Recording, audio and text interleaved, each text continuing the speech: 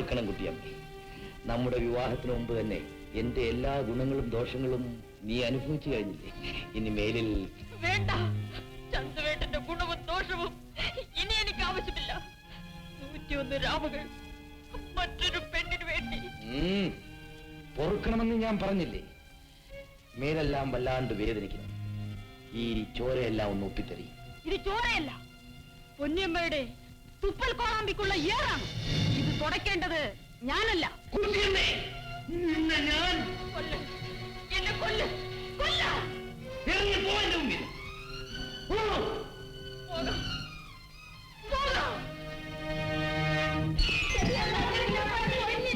അമുക്കളെ, പുരുഷന്റെ ഇഷ്ടാനിഷ്ടങ്ങൾക്ക് വേണ്ടിയാണ് പടച്ചോൻ പെണ്ണുങ്ങളെ പടച്ചിരിക്കുന്നത്.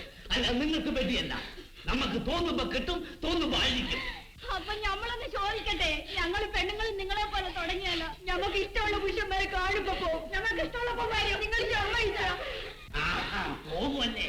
നമ്മുടെ മുഖത്തല്ലാതെ അന്യ ഒരു പുരുഷന്റെ മുഖത്ത് നോക്കിപ്പോയാൽ എല്ലാത്തിനും മയ്യത്താക്കളെ. ഇല്ല, ഈ കുറച്ചിൽ മലനാട് സഹിക്കില്ല. ആ മരം വെട്ടിയും ഒരു വായാടിയും കാട്ടുന്ന അക്രമങ്ങൾ കണ്ടു നിൽക്കാൻ നിങ്ങൾക്ക് ലജ്ജയില്ലേ? നിങ്ങളെയും ക്ഷമിക്കും ചന്തോട്ടി. നമ്മൾ എങ്ങനെ ക്ഷമിക്കും? കടിച്ചതും പോയി, പിടിച്ചതും പോയി, ഒറ്റാലി കറന്നതും പോയി. പടച്ചോനെ, നമ്മുടെ മുഖീന്ന് കെട്ടിയോളമാരുടെ മണവും പോയി. ഒന്ന് വീശിത്തര ഒരു പെണ്ണിന്റെ പൊടിയുണ്ട്. ഗുരുവായൂരപ്പ, നിങ്ങൾ പണം നയിക്കുന്നതിൽ നമുക്ക് വിരോധമില്ല. പക്ഷേ ദുർഗാദാസന്റെ ഊറ്റം കണ്ടവരാണ് നമ്മൾ. അതുകൊണ്ട് അവന് വെല്ലാൻ പറ്റിയ ഒരു അംഗച്ചേവകരെ തേടി. അംഗച്ചേവകർ? പുത്തൂരം വീട്ടിൽ ആരോമൽ ചേവകരുടെ മകൻ കണ്ണപ്പനുണ്ണി എന്ന ചേവകനെ കുറിച്ച് കേട്ടിരിക്കണം. അതെ, പുത്തരി അംഗത്തിൽ അരിങ്ങോടരെ മുറിച്ചുരിയ കൊണ്ട് എറിഞ്ഞുകൊന്ന ആരോമൽ ചേകവരുടെ മകൻ കണ്ണപ്പനുണ്ണി. ഞങ്ങളും പരിസ്ഥിതി കേട്ടിരിക്കണു ഓനെ പറ്റി. എന്നാൽ നമുക്ക് പുറപ്പെടാം.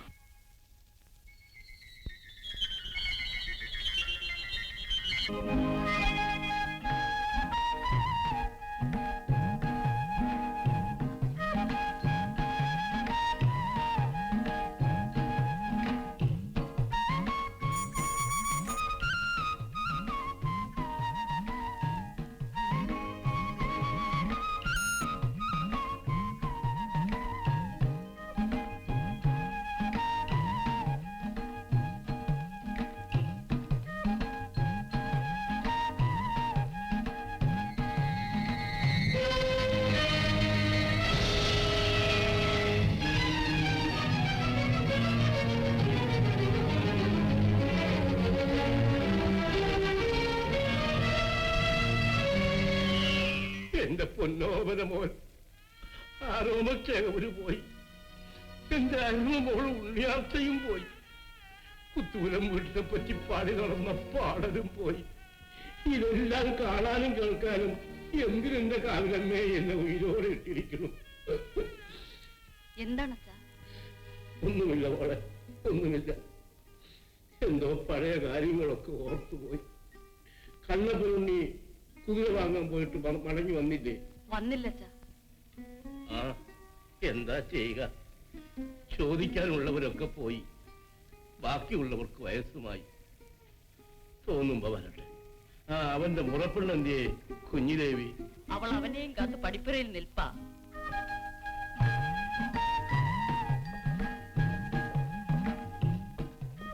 കുഞ്ഞെപ്പോഴും ആരെയാ നോക്കിക്കൊണ്ട് നിൽക്കുന്നത്?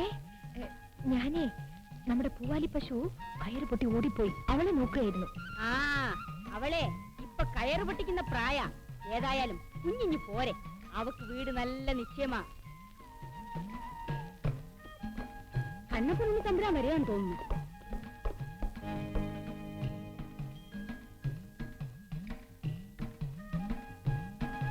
നിങ്ങൾ ആരാ? എവിടുന്ന് വരുന്നു? ഞങ്ങൾ 100 നാഴിക അകലെന്ന കണ്ണപ്പനുണ്ണിയെ കാണാൻ എത്തിയത്. ഇതാരാണ്? കണ്ണപ്പനുണ്ണിയുടെ നേർപ്പെങ്ങളായിരിക്കും. അല്ല, മുറപ്പെണ്ണ്. പേര് കുഞ്ഞിദേവി, ഉണ്ണിയാർച്ചമ്മയുടെ ഒരേ ഒരു മകൾ. ഉണ്ണിയാർച്ചമ്മയുടെ മകൾ? നമസ്കാരം. നമസ്കാരം. കുഞ്ഞിദേവി എന്നെ പറ്റി കേട്ടിരിക്കുമല്ലോ. തച്ചോളി കുഞ്ഞി ചന്തുവാണ് ഞാൻ.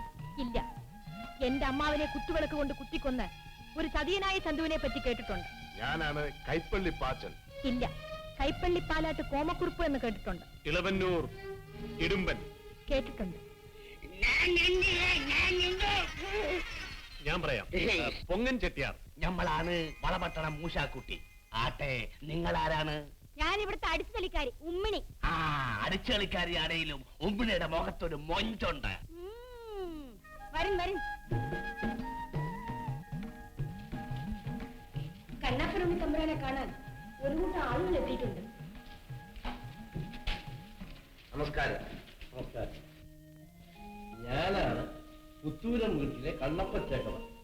എന്റെ മകൻ ആറോമോൻ ചേകവരുടെ മകനാണ് കണ്ണപ്പനുണ്ണി. ഇത് കണ്ണപ്പനുണ്ണിയുടെ അമ്മ കുഞ്ഞുണ്ണൂരി. ഞങ്ങളൊരു അംഗത്തിന് കണ്ണപ്പനുണ്ണിയെ ക്ഷണിക്കാൻ വന്നത്. ചോദിപ്പോളം അംഗക്കിഴിപ്പണം കൊണ്ടുവന്നിരിക്കുന്നു. ഇല്ല, എന്റെ മകനെ ഞാൻ അംഗത്തിന് അയക്കില്ല. അയക്കണ്ട, ഞാൻ വരാം അംഗത്തിന്. അംഗക്കിഴി പണം ഒടിക്കും. മുത്തശ്ശൻ എന്തിനാ പോകുന്നത്? ഞാൻ പോകാം അംഗത്തിന്. എന്റെ അമ്മ ഉണ്ണിയാർച്ച നനമുണ്ട് കൊണ്ട് നാദാപുരത്ത് അങ്ങാടി പൊടി തുള്ളിച്ചിട്ടുണ്ടെന്ന് ഞാൻ കേട്ടിട്ടുണ്ട്. കുഞ്ഞുദേവി നിർത്തൂ. അംഗം കളരിയിൽ ഇപ്പോഴും ചോരക്കച്ച ഉണങ്ങാതിരിക്കുന്നു. കണ്ണു നനയാതെ പായ്ത്തലക്കൽ ഇന്നും പോകാനൊക്കില്ല.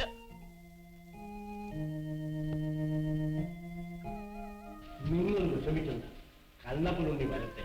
ഞാൻ അവനെ അംഗത്തിന് അയക്കാം. സമാധാനമായി പോയി. സമ്പ്രതി, അദ്ദേഹം കാത്തിരുന്ന് വിഷമിച്ചിട്ടുണ്ടാവും.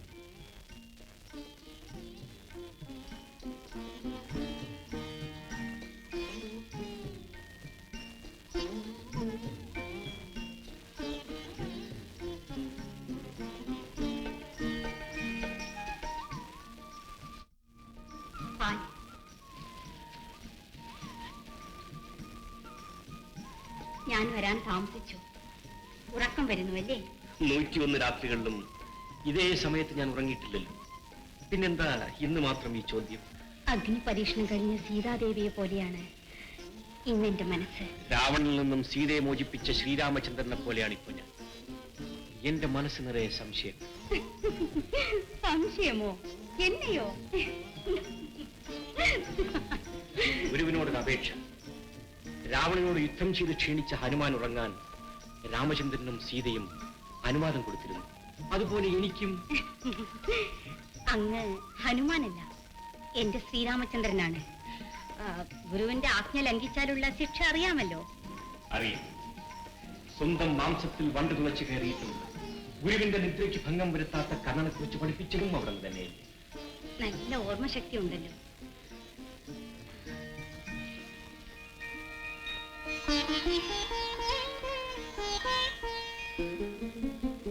വണ്ടെത്താനുണ്ണാത്ത പൂവ്.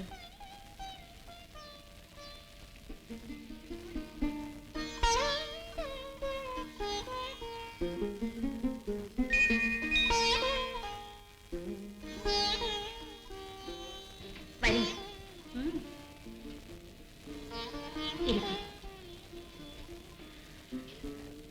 ഉറങ്ങണ്ടേ?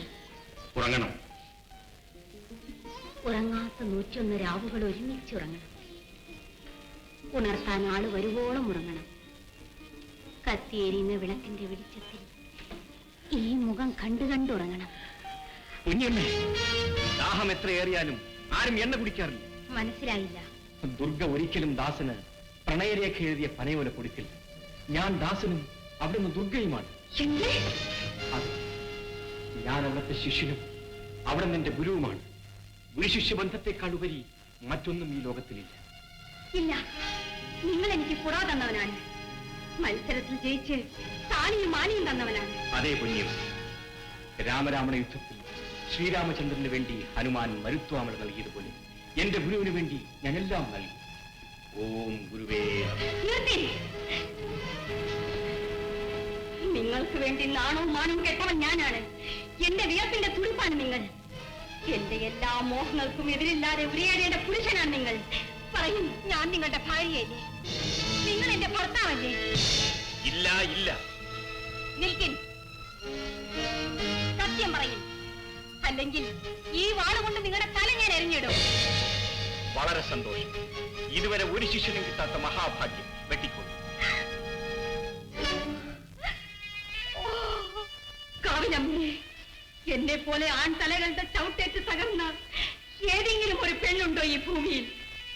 ഒടുവിൽ കുപ്പയിൽ കിടന്ന ഈ കൈക്കെട്ടിയെ പൂമാലയാക്കി എന്റെ കഴുത്തിൽ അണിയിച്ചിട്ട് ആൺതരികളെല്ലാം പരിഹസിച്ചു, പൊട്ടിച്ചിരിച്ചു. എന്റെ അച്ഛനാങ്ങളമാർ അഭിമാനത്തിന്റെ പേരിൽ എന്നെ വീട്ടിൽ നിന്നും അടിച്ചിറക്കി. എല്ലാം സഹിച്ച് ഈ മനുഷ്യനെ ഈ നിലയിലാക്കിയപ്പോൾ എന്നെ ഉപദേശിക്കുന്നു. ഇല്ല, ഈ ഭൂമിയിലുള്ള ഒരു പുരുഷനെയും ഞാൻ ഇനി വിശ്വസിക്കില്ല. സത്യം.